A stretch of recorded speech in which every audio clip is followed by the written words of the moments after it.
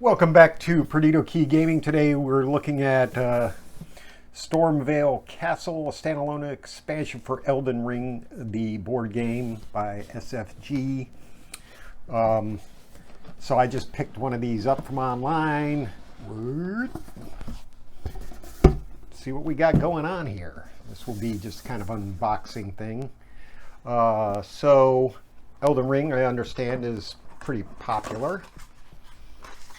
We got some plastic miniatures, which are, pretty hefty. Not bad. Let's see what else.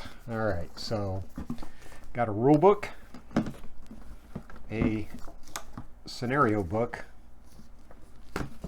an encounter book A, encounter book B, encounter book C and D, and then we have campaign structure. So this is so we've got Weeping Peninsula, Realm of the Grafted King to Stormveil, then Flying Dragon, Akhil, Erd Tree, Avatar, and the Depths. So it looks like there's 6 games. All right, we got some things for people to put cards on. About 4 people. Got a looks like you got to build your own counters or countdown things here.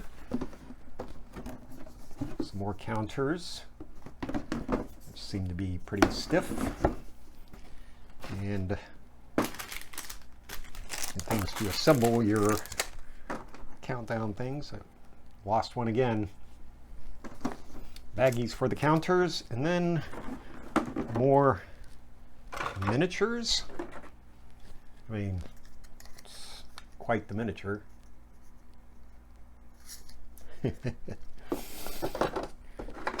Got some looks like some sort of oozy thing with a sword,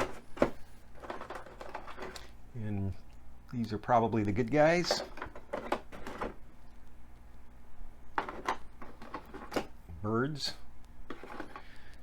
So I'm assuming there's when you look at the scenario books, it's going to tell you what minis you're going to be using.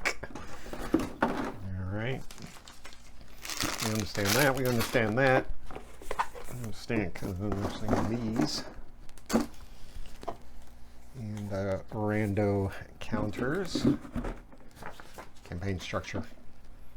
All right, so the box is quite pretty heavy.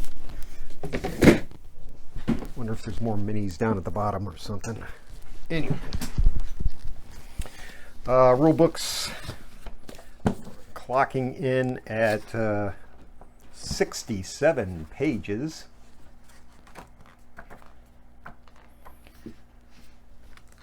And we're looking for the tarnished. All right, game components: prisoner, confessor, samurai, vagabond. Enemies are 3 warhawks, 6 exile soldiers, rotten strays, Godric the grafted, grafted scion, banished knight. Cards, which I didn't see the cards, so they're at the bottom of the minis. Profile cards, armor cards, features, initiative, weapons, combat, attribute, memory, event, spirit ashes, consumables. Holy moly. Quite the selection of cards. Description of the components, the little punch-out tokens. Dashboards, that's what I was looking for. 44 hex tiles. That must be at the bottom too. Scenario books and counter books, of course. Tri-dial, boss HP. Tells you how to assemble stuff. Should be pretty self-explanatory. When ordering the box, place large cards in separate slots and all the small cards in the small cards slot.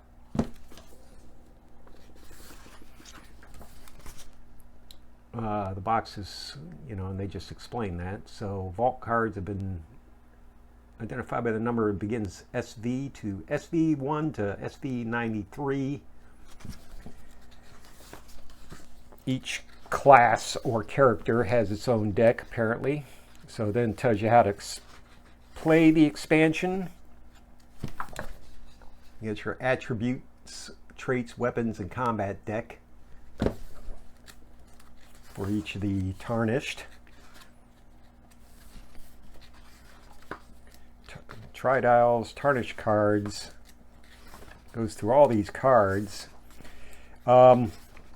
Obviously, the campaign, setting up the campaign, scenarios, more rules, hardships, locations. Then they get into combat, the combat rules, playing the encounter, playing combat cards. I would say that you're probably going to spend a long time going through this rule book to learn how to do this and figure out the components, because it does seem like there are quite a few components. So the encounter, what was the first one we saw? We had the scenario book. I don't know if I'm supposed to look at this. You read some narratives, continue to page 14 to continue to the campaign.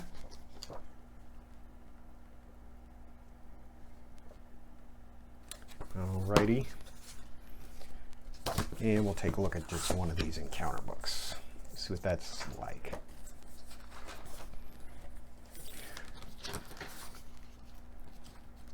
The hero's grave tells you how to set up the area and what goes where, rotten enemies and rotten strays and enemies and stuff. Side path. So I don't know if people who actually play this game, video game, have an advantage over the rest of us who have no idea how that video game goes. But probably, yeah, I would say that it's probably a good idea to go ahead and make sure you understand all the rules. It's, like I said, it looks like it's a fairly complex game. You, fortunately, looks like you can proceed in small bites through these encounters, which is always good. And, you know, I don't know. I got one more that's based on a video game coming up, and we'll take a look at that one too, see if it's more complex or less complex. But anyway, let me know what you think in the comments. Is it, you know, faithful to the video game? Is it more fun? Is it worth the time? I didn't see a thing saying how long this should take, but I imagine a scenario would probably take you a game night or something like that. So you got that going for you. But it's quite interesting that these miniatures are so freaking huge for the enemies, and makes you know, makes for a good time. Let me know anyway. That's all I have for today. We'll see you the next time.